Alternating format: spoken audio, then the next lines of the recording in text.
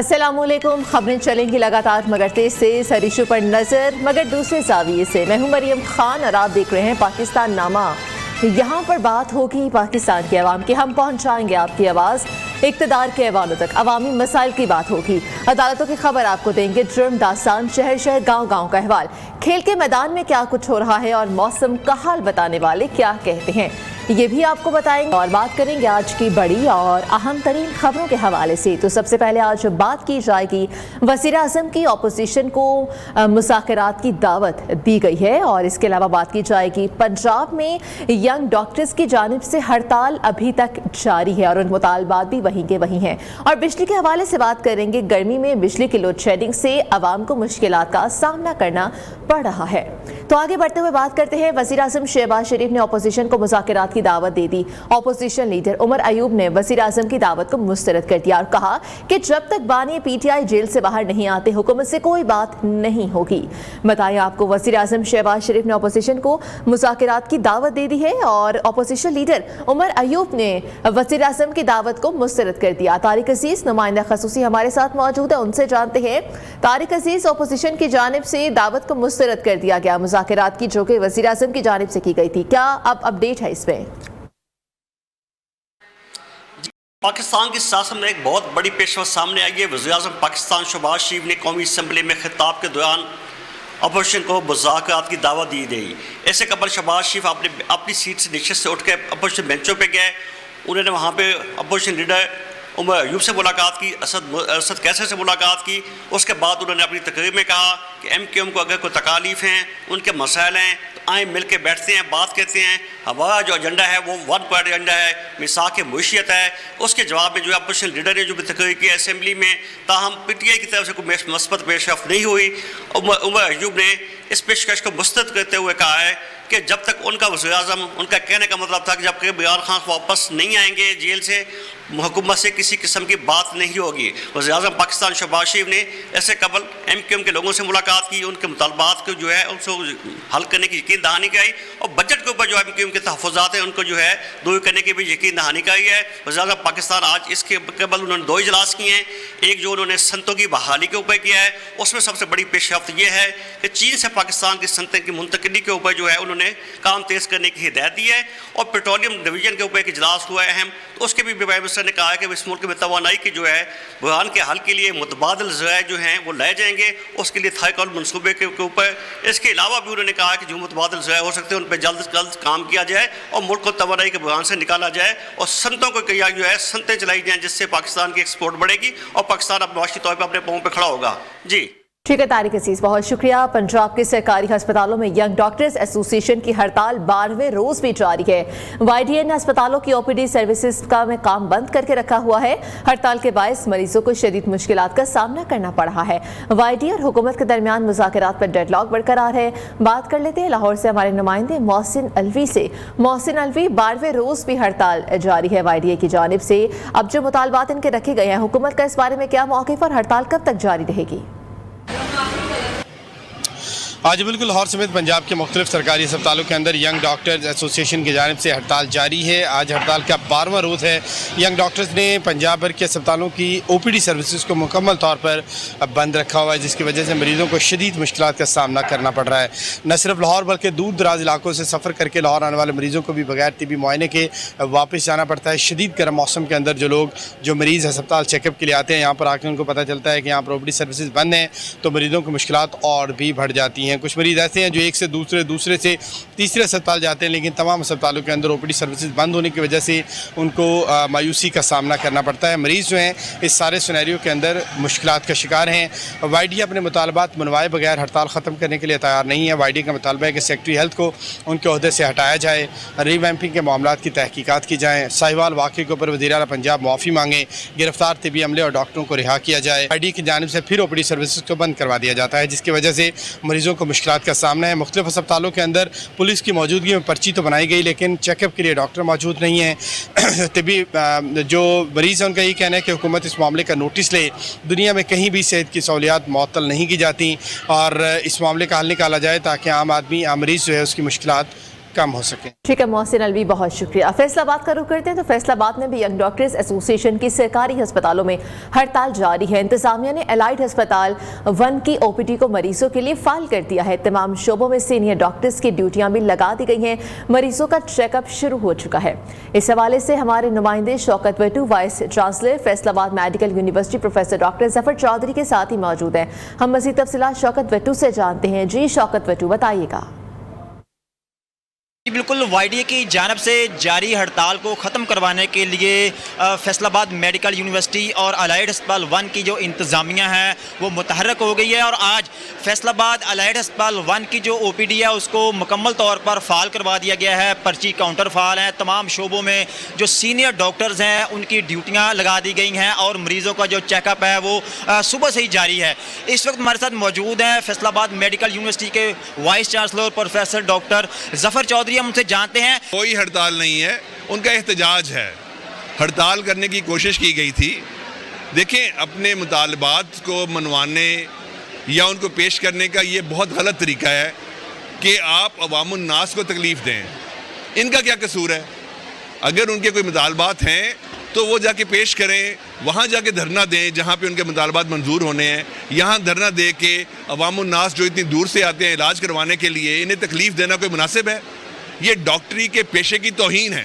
कुल vice chancellor professor doctor Zafar Chaudhry का कहना है कि किसी किस्म की जो हड़ताल नहीं है। अस्पताल के आउटडोर के तमाम जो शोबे मुकम्मल तौर पर फाल हैं। सीनियर डॉक्टर मरीजों का इलाज मुआवजा करने में मसरूफ़ हैं। जी ठीक है, बहुत शुक्रिया। इस वक्त सिंध असम्बली का इजलास जारी है और कायम अली शाह इस वक्त इज़हार ख्याल कर रहे हैं। प्रेसिडेंट थी आयो असांजो नौजवान लीडर ख़ामोश रहंदो आहे पर सियाणो एॾो आहे जंहिंजी का हद कान्हे।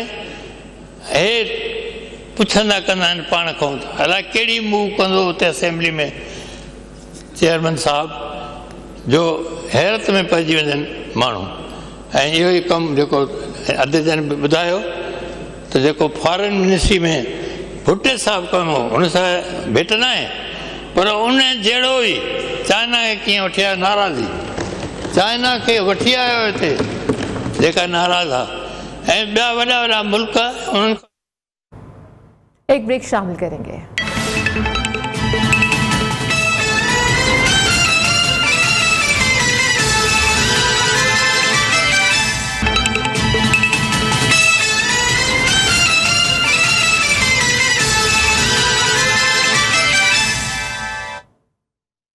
Welcome back. फैसलाबाद में गर्मी की लहर बरकरार है। शदीद गर्मी में बदतरीन कर एलानिया लोड शेडिंग ने शहरियों का जीना दोभर कर दिया है। शहरी इलाकों में 6 से 8 घंटे तक लोड शेडिंग ने शहरियों को परेशान कर दिया है।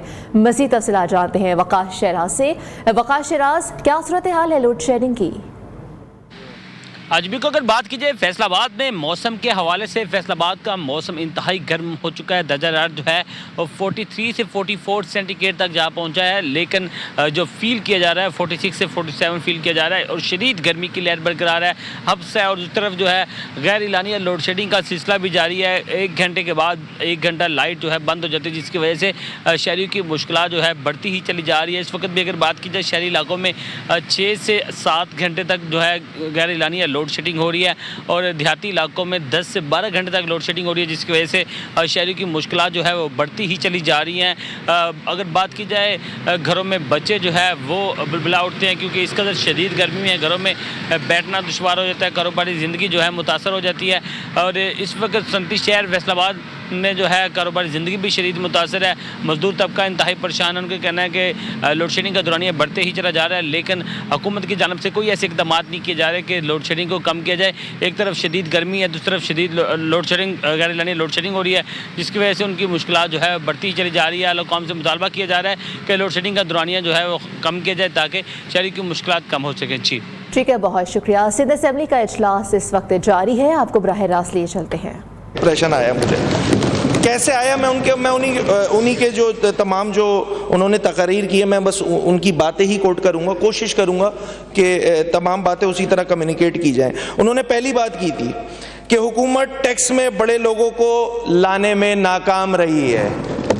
तो ये सूरत हाल तो मुझे ऐसा लगा कि वो शायद सिंध हुकूमत की बात कर रहे हैं, क्योंकि इस बजट में भी जो टैक्स नेट है उसको ब्रॉड करने के बजाय जो टैक्स ऑलरेडी पे किया जा रहा है उसी को मजीद टैक्स किया जा रहा है। जो टैक्स जो लोग मौजूद है उनको मजीद टैक्सेशन की जा रही है, कहीं 100%, कहीं 200%, कहीं 300%।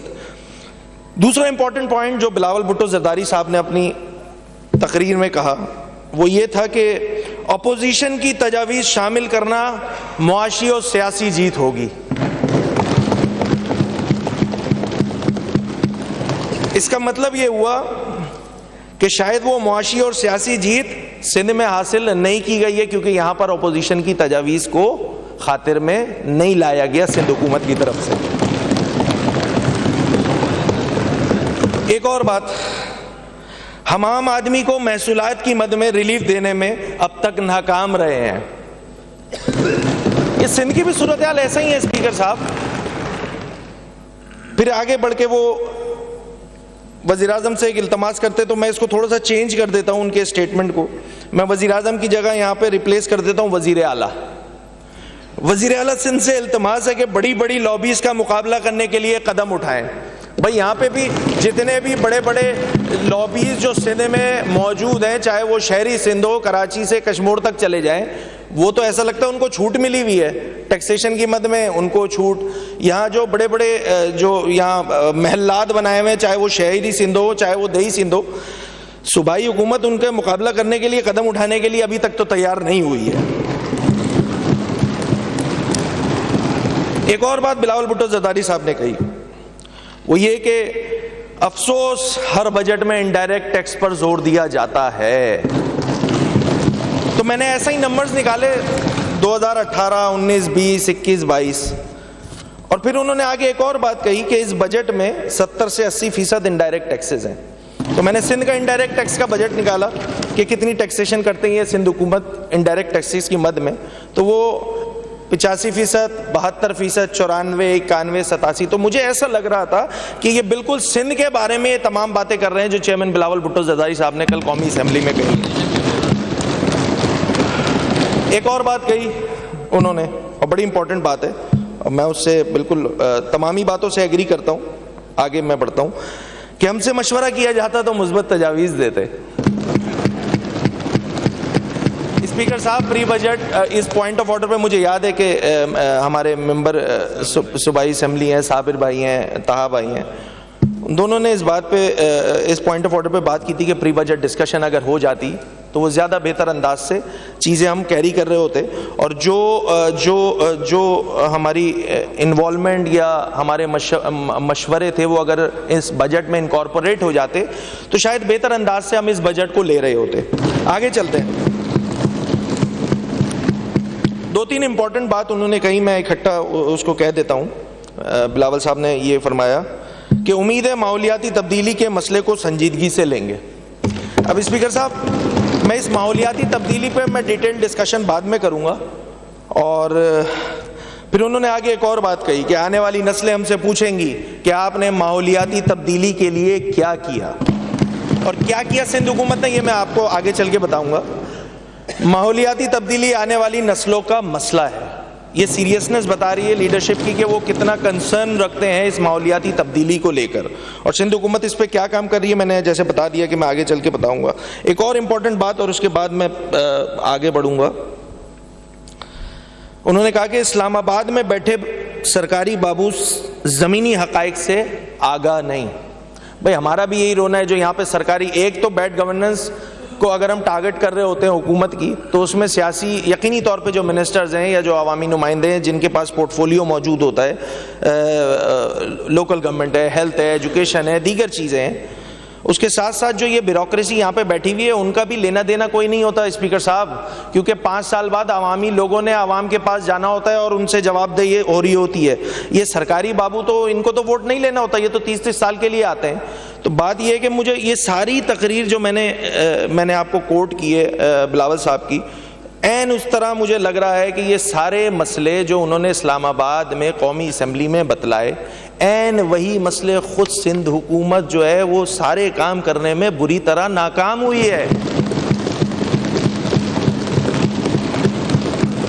क्या ही अच्छा होता कि ये सारे मसाइल जिनका तस्करा किया गया है बिलावल साहब ने अपनी स्पीच में, और बड़ी ज़बरदस्त स्पीच थी आई मस्ट से, कि वो सिंध हुकूमत अगर कर लेती तो उनकी बात में और ज़्यादा असर होता कि हमारे पास एग्जाम्पल, खुद पीपल्स पार्टी के पास एक एग्जाम्पल मौजूद होती कि देखिए हम सिंध हुकूमत में ऑलरेडी ये काम कर रहे हैं और हम ये चाहते हैं कि इस्लामाबाद में भी ये काम हो ताकि मुल्क की बेहतरी हो, मुल्क की फलाह हो, मुल्क की बहबूद के लिए बेहतर अंदाज से काम किया जा सकता है। स्पीकर साहब, सीएम साहब ने जब अपने ये बजट स्पीच पेश की तो इसमें शुरू में बजट के इन्होंने अपने 5 साल कारकर्दगी के बारे में भी बताया, चूँकि इससे पहले भी वो 5 साल तक माशाल्लाह से सूबे के चीफ एग्जीक्यूटिव रहे थे और यकीनी तौर पे उनको बताना भी उनका बनता था कि उन्होंने पिछले 5 सालों में क्या क्या चीज़ें कहीं, क्या क्या अचीवमेंट्स किए हैं। इस बजट की अगर मैं बात कर लूँ तो जो पुरानी स्पीचेस में सीएम साहब ने, मैं इससे आगे नहीं बढ़ा, सीएम साहब के मैं बड़े अच्छे माहौल में सारी बजट की डिस्कशन हुई, सीएम साहब ने बड़े बेहतर अंदाज से जो है काफ़ी अरसे बाद बजट पेश किया और इसमें यकीनी तौर पे सभी पूरी असम्बली खराज तहसीन की मुस्तहक है कि मैंने भी बहैसियत मेंबर काफ़ी अरसे बाद जो है वो सीएम की स्पीच बहुत सुकून से सुनी। तो सीएम साहब की स्पीचेस जो हैं वो मेरे पास ये 2014-15 की भी है, जब कायम अली शाह साहब जो हैं वो वज़ीर आला सिंध थे। CM speeches chief executive, CM सूबे का चीफ एग्जीक्यूटिव होता है स्पीकर साहब, और वो यकीनी तौर पे अगर वो इस असेंबली के फ्लोर पे खड़े होके बजट से रिलेटेड बातें कर रहा होता है तो जो सिंध में रहने वाली आवाम है, 6 करोड़ से ज़ायद की जो इस सिंध की आबादी है उसमें रहने वाली जो आवाम है वो ये एक्सपेक्ट करती है और बिल्कुल उनका एक्सपेक्ट करना बनता है कि जी चूँकि हमारे सूबे का चीफ एग्जीक्यूटिव जो है वो अपने सूबे की बजट की स्पीच में ये बातें कर रहा है तो उसकी इम्प्लीमेंटेशन तो होनी ही होनी है, उससे आगे पीछे डाइवर्ट नहीं किया जा सकता। मैं इससे पहले कि मैं ये वाली बजट की स्पीच पढ़ता स्पीकर साहब, मैंने सोचा कि चूँकि सीएम साहब ने भी पिछले 5 सालों का हवाला दिया,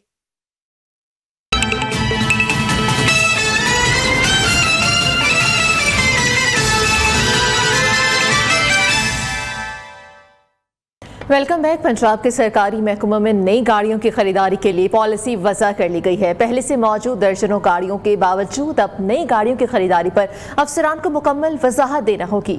मज़ीद तफसीलात जानते हैं न्यू न्यूज़ के नुमाइंदे इदरीस शेख से। इदरीस, बताइएगा अब नई गाड़ियों के लिए वजाहत देना पड़ेगी, क्या तफसीलात हैं?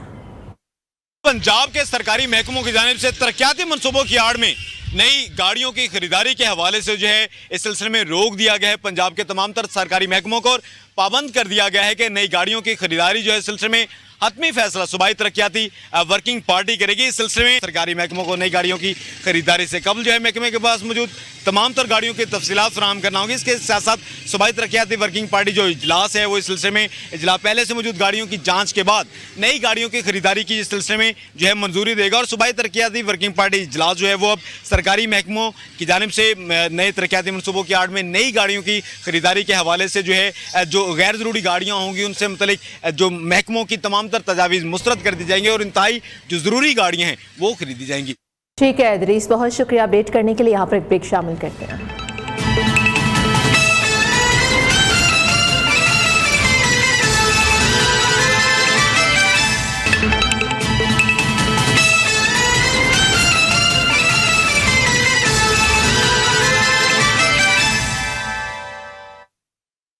Welcome back. मुल्तान में करलानिया लोड शेडिंग का सिलसिला जारी है। शहरी इलाकों में 2 और देही इलाकों में 4 घंटे बिजली गायब रहना शुरू हो गई है। मज़ीद तफसीलात जानते हैं वजीहा वाहिद से। जी वजीहा, बताइएगा।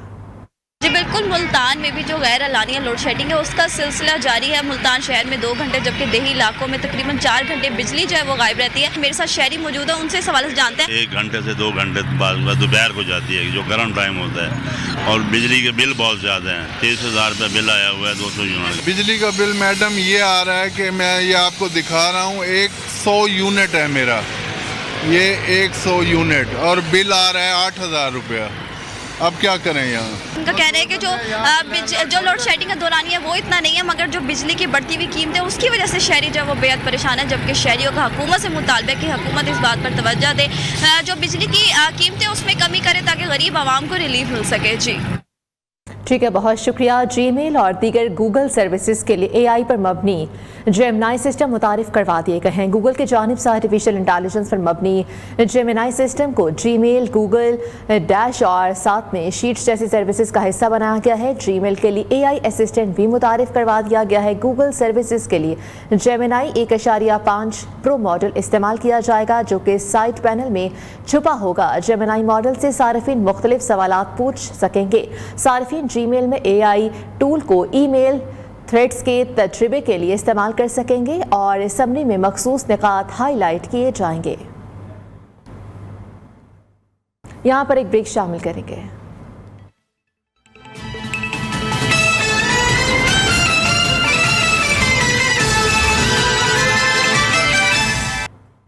पेशावर हाई कोर्ट ने पीटीए को टिकटॉक से काबिल एतराज़ और तौहीन मज़हब से मुतल्लिक मवाद हटाने के अहकाम जारी कर दिए। अदालत का 7 दिन में रिपोर्ट जमा कराने का भी हुक्म। आपको बताएं इस हवाले से मज़ीद तफसीलात पेशावर से हमारे नुमाइंदे मोहम्मद आलम सेब से। लेकिन अभी आपको बताएं कि पेशावर हाई कोर्ट ने पीटीए को हुक्म जारी कर दिया है और इस हवाले से टिकटॉक से मवाद हटाने के अहकाम भी जारी किए गए हैं, जो कि काबिल एतराज़ और तौहीन मज़हब से मुतल्लिक मवाद है, उसको टिकटॉक से हटाने के अहकाम जारी किए गए हैं। अदालत का 7 दिन में रिपोर्ट जमा कराने का हुक्म जो कि सामने आ चुका है। आपको बताएं टिकटॉक से काबिल एतराज़ और तौहीन मज़हब से मुतल्लिक मवाद हटाने के अहकामात जारी कर दिए गए हैं। पेशावर हाई कोर्ट ने पीटीए को टिकटॉक से काबिल एतराज़ और तौहीन मज़हब से मुतल्लिक मवाद हटाने के अहकामात जारी कर दिए हैं। अदालत ने 7 दिन की मोहलत दी है और 7 दिन के अंदर रिपोर्ट जमा करवाने का हुक्म भी जारी कर दिया है और 7 दिन में रिपोर्ट जमा करवाने का हुक्म जारी किया गया है। गुजरावाला जिम खाना में बड़ी बेसाबतगियों का इंकशाफ हुआ है। वज़ीर-ए-आज़म शहबाज शरीफ ने तहकीकात का हुक्म दे दिया है। पंजाब रेवेन्यू अथॉरिटी के सीनियर मेंबरान पर मुश्तमिल 3 रुकनी टीम कल जिम खाना पहुंचे रही है और मज़ीद तफसीलात जो हैं वो जानते हैं शफकत इमरान से, ब्यूरो चीफ गुजरात। शफकत इमरान बताएगा, तहकीकात का हुक्म जारी कर दिया है, क्या तफसीलात हैं? जी बिल्कुल, जिम खाना में एक बहुत बड़ी बेज़ाब्तियां सामने आना शुरू हो गई हैं। एक तो ये कि स्टेट टैक्स चोरी के हवाले से इल्जाम आयद हुआ है और ये एक जिम खाना का मेंबर ही है जिसने वज़ीर-ए-आज़म पोर्टल पर ये दरख्वास्त दी है। उस दरख्वास्त की रोशनी में एक बड़ी तहकीकात का हुक्म हुआ है। पंजाब रेवेन्यू अथॉरिटी के जो सीनियर मेंबरान पर मुश्तमिल एक टीम है जो कल पहुंच रही है और जो एडिशनल डिप्टी कमिश्नर हैं पंजाब अथॉरिटी के रेवेन्यू के, उनको तलब किया गया है। जब तो दूसरा जो मेंबर साजी की गई है उसमें कुछ ऐसी बेज़ाब्तियां सामने आई हैं कि बहुत बड़ी भारी रकम लेकर ऐसे लोगों को मेंबर बनाया गया है जिनका तल्लक जो है वो कुछ इलाका गैर से बताया जा रहा है, मेंबर बनाया गया है। इस हवाले से बाकायदा एक बहुत बड़ी जो है वो इंक्वायरी शुरू हो गई है। ना सिर्फ उनको तलब किया गया बल्कि सेक्रेटरी जिम खाना को पूरे रिकॉर्ड्स में तलब किया गया है। और इस हवाले से हमारी अंजुम रियाज सेठी से बात हुई है तो उन्होंने बताया कि जी मैंने इनको शोकस नोटिस जारी किया था 3 करोड़ 98 लाख रुपए की रिकवरी के हवाले से। तो मेरा तो इसमें सिर्फ और सिर्फ मैंने से मांगे हैं ये पैसे, तो जिम खाना ने हमें नहीं दिए। तो मैं कल इंक्वायरी कमेटी के सामने रूबरू पेश होकर बताऊंगा कि ये मामला है। ठीक है, बहुत शुक्रिया अपडेट करने के लिए। कराची के मुख्तलिफ इलाकों में आंधी और गर्द आलूद हवाएं, कराची में काली घटाएं छा गई, मुख्तलिफ इलाकों में काले बादलों का राज है। मज़ीद तफसीलात जानते हैं समिया खुर्शीद से। जी समिया खुर्शीद, कराची की क्या सूरत हाल है, मौसम का बताइएगा। जी बिल्कुल, जैसे कि मैं मौसमियात के पेशेंट के कराची में मौसम गर्म और मरतूब रहेगा। गुज़िश्ता कई दिनों से कराची में हीट वेव था और आज भी हम देखते हैं कि दोपहर में दर्जा हरारत पारा जो है वो काफी ज्यादा रहा। मगर महकमा मौसमियात ने यही बताया था कि 26 जून से कराची के मुज़फ़्फ़राती इलाकों में आंधी चलने से और बूंदाबांदी होने के इम्कानात है। तो वही पेशन गोई के मुताबिक जैसे कि अभी इतलात आई है कि कराची के जो मुज़फ़्फ़राती इलाके जिनमें बहरिया टाउन है और सामा विलास है, इन इलाकों में गरज चमक, इस इलाकों में आंधी चलने की जो है वो इतलात आई हैं और तेज हवा चलने की इतलात आई है। लेकिन बहुत शुक्रिया समिया खुर्शीद अपडेट करने के लिए। खैबर पख्तूनख्वा का रुख करते हैं जहां पर प्री मानसून बारिशों का सिलसिला जुमे से शुरू होगा। सूबे के बेशतर अजला में तेज आंधी और गरज चमक के साथ बारिश का इम्कान है। PTMA ने तमाम अजला की इंतजामिया को बारिश के दौरान किसी भी हंगामी सूरत हाल से निपटने के लिए पेशगी इक़दामात के लिए अलर्ट जारी कर दिया है। पेशावर में मौजूद है हमारे नुमाइंदे जमील खान, उनसे जान लेते हैं। जमील खान, KPK में प्री मानसून बारिशों का सिलसिला जुमे से शुरू होगा, क्या तफसीलात हैं? जी बिल्कुल, यकीनन provincial disaster management authority Khyber Pakhtunkhwa ने अलर्ट जारी कर दिया है कि जुम्मा से प्री मानसून बारिशों का नया सिलसिला दाखिल होगा। खैबर पख्तूनख्वा के मुख्तलिफ इलाकों में बारिश की मैदानी इलाकों, जनूबी अजला में और खुसूसी तौर पर जो सूबे के बालाई इलाके है, सवात, चतराल, अपर दीर, मलाकंड डिवीजन, जिसमें दीगर इलाके भी शामिल है, और हज़ारा डिवीजन, एबटाबाद, हरीपुर, वहाँ पे तेज बारिशों के साथ साथ हवाएं भी चलेगी, जिसके लिए पीडीएमए ने तमाम अज़ला को अलर्ट जारी कर दिया है कि वो मशीनरी को मुतहर्रिक करे और साथ साथ जितने भी सियाह वहाँ पे जाते हैं। ठीक है, बहुत शुक्रिया अपडेट करने के लिए जमील खान। यहाँ पर एक ब्रेक शामिल करते हैं।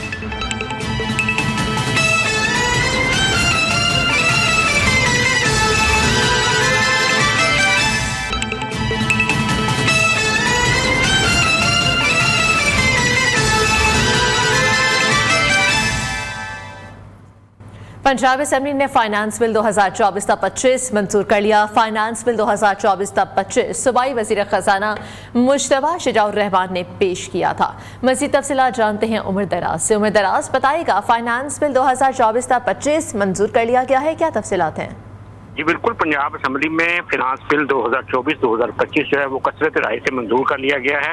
सूबाई वजीर खजाना मियां मुश्तबा शजाउर रहमान ने फिनांस बिल जो है वो पेश किया, जिसे कसरत राय से जो है वो मंजूर कर लिया गया है। इससे पहले पंजाब असेंबली के अरकान की तनख्वाहों और अलाउंसेस में इजाफे के मामले पर आना आफ्ताब जो कि अपोजिशन रुकन है, उन्होंने हुकूमती अरकान से तनख्वाहें और अलाउंसेस किस तरह बढ़ाए जा सकते हैं, इस पर असेंबली के तमाम मामला स्पीकर ने तय करना होते हैं। उन्होंने नुक्ता एतराज़ उठाते हुए स्पीकर के दफ्तर का काम हुकूमत से पैसे लेना है, स्पीकर तनख्वाह बढ़ाए ना बढ़ाए ये उसके इख्तियार में, हमें हुकूमत के रहमो करम पर ना छोड़ा जाए। स्पीकर मलिक मोहम्मद अहमद खान ने अपोजिशन रुकन की दराज, बहुत शुक्रिया अपडेट करने के लिए। सुपीरियर यूनिवर्सिटी के शोबे school of art and design के ज़ेर-ए-एहतमाम सालाना थीसिस शो 50 से ज़ायद तलबा ने अपने फाइनल प्रोजेक्ट नुमाइश के लिए पेश किए। मुख्तलिफ और मुनफरिद आइडियाज़ पर काम करने वाले तलबा की प्रोजेक्ट को खूब सराहा जा रहा है। मज़ीद तफसीलात जानते अब्दुल वहाब शाहिद से। जी अब्दुल वहाब बताइएगा। जी बिल्कुल, इस वक्त मैं अलहमरा आर्ट गैलरी में मौजूद हूँ और सुपीरियर यूनिवर्सिटी के स्टूडेंट्स की जानिब से यहाँ पर थीसिस डिस्प्ले जो है वो 2024 का इनेकाद किया गया और स्टूडेंट्स ने अपने थीसिस जो है वो यहाँ पर डिस्प्ले किए और जिन्हें लोग खूब सराह रहे हैं। इस वक्त मेरे पीछे भी एक मॉडल देखा जा सकता है, ये थीसिस जो है वो यहाँ पर डिस्प्ले किया गया है और इस थीसिस को बनाने वाली जो तालिबा हैं वो मेरे साथ इस वक्त मौजूद है। इनसे बात करते हैं और इनसे जानते हैं। मैंने टॉपिक लिया था दुबई मिरेकल गार्डन के ऊपर, तो मैंने उधर से ना मैं बहुत इंस्पायर हुई थी, तो मैंने सोचा कि मैं उसके कुछ एलिमेंट्स लूँ और उसके ऊपर काम करूँ। तो थोड़ा सा फील देने की ट्राई थी मेरी, तो मैंने उसकी इंस्टॉलेशन की है। ये एक्सपीरियंस जो है वो उन्होंने अपना यहाँ पर शेयर किया और ये अगर कैमरामैन सलमान दिखाए तो ये जो है वो बनाया गया यहाँ पर। इन्होंने अपना थीसिस एक जो अगर बात की जाए तो ये गार्डन एक बनाया गया बड़ा खूबसूरत, जिसमें ऑर्गेन्जा और उसके अंदर लीव्स और फ्लावर्स के साथ जो है वो यहाँ पर ये खूबसूरत जो है वो एक थीसिस डिस्प्ले किया गया है। और ये सुपीरियर यूनिवर्सिटी जो है वो 2024 का फाइनल ईयर थीसिस शो यहाँ पर जो है वो मुनक़िद किया गया है, जिसमें तकरीबन अगर बात करें तो 55 के करीब जो है वो स्टूडेंट्स ने अपने थीसिस डिस्प्ले किए हैं। और यहाँ पर मुख्तलिफ जो है वो आर्किटेक्चर्स आ रहे हैं, मुख्तलिफ जो है वो रिसर्चर्स आ रहे हैं जो यहाँ पर आकर बच्चों के काम को देख रहे हैं और इन्हें खूब। ठीक है, बहुत शुक्रिया अपडेट करने के लिए। सयाहों ने गर्मी से बचने के लिए वादी कालाम का रुख कर लिया है। सयाह ठंडे मौसम से खुद लुत्फ अंदोज हो रहे हैं। इस वक्त न्यू न्यूज़ के नुमाइंदे हारून सिराज कालाम में मौजूद हैं। मज़ीद तफसीलात वो हमें बताएंगे। जी हारून सिराज बताइएगा। जी बिल्कुल, इस वक्त मैं वादी कालाम में मौजूद हूँ। बहुत ही प्यारा मौसम है, हल्की हल्की बूंदाबांदी शुरू हो चुकी है और कालाम का मौसम भी अच्छा हो, बूंदाबांदी भी हो और शहरी इलाकों में गर्मी हो और ऐसे में सयाह कालाम ना आए, ये तो मुमकिन ही नहीं है। इस वक्त कालाम के जो जितने भी इलाके हैं, ब्लू वाटर है, मटिलतान है, उशू है और खस इलाका है, यहाँ पे इस वक्त सयाहों की बहुत बड़ी तादाद मौजूद है जो कि मुल्क के कोने कोने से यहाँ पे आए हुए हैं और जो अपने गर्मी की शिद्दत है उसको कम करने के लिए कालाम की ठंडाठार मौसम को एंजॉय कर रहे हैं। इस वक्त मैं कालाम के इलाके कस में मौजूद हूँ और यहाँ पे बहुत ही प्यारा मौसम है, हल्की हल्की बूंदाबांदी है और ऐसे में जो सयाह है वो यहाँ पे खूब इंजॉय कर रहे हैं। और स्वाद की जो बालाई इलाके हैं, मटिलतान है, उशू है, पलोगा है, इस इलाकों में जो है इस वक्त बहुत बड़ी तादाद जो है वो सयाहों की मौजूद है। और महकमे मौसमियात के मुताबिक स्वाद के जो बालाई और सयाहती मकामात हैं वहाँ पे ये बारिश का ये सिलसिला जो है ये वक्फे से जारी रहेगा। ठीक है, बहुत शुक्रिया अपडेट करने के लिए। वफाकी वज़ीर मनसूबाबंदी एहसन इकबाल इस वक्त तकरीब से खिताब कर रहे हैं। वगरना अगर हम 1400 अरब का जो हमारा ओरिजिनल डेवलपमेंट बजट था उसको बरकरार रखते तो हमें मज़ीद टैक्सेस आयद करने का तकाजा था, और उन टैक्सेस से बचने के लिए हमें 250 अरब रुपया तरक्याती बजट कम करना पड़ा, जो कि अब 1150 अरब रुपया है। और अब आप सोचिए कि 24 करोड़ की आबादी का मुल्क, उसमें 1150 अरब रुपए 4 अरब डॉलर भी नहीं बनते। अगर आप न्यूयॉर्क में जाएंगे तो शायद उनके फायर डिपार्टमेंट का इतना बजट होगा जितना हम 24 करोड़ अवाम के लिए। यहाँ पर एक ब्रेक शामिल करेंगे, लेकिन उससे पहले न्यूज़ अपडेट्स।